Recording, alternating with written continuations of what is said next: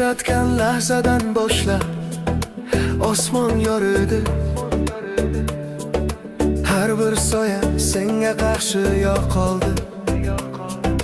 Tabassuming tong kabi tunni surib yuboradi. Sen bilan yuragim o'z joyini topdi. Sen dunyodagi eng yaxshi ayol, bu rost. Har bir orzum faqat senga tegishli.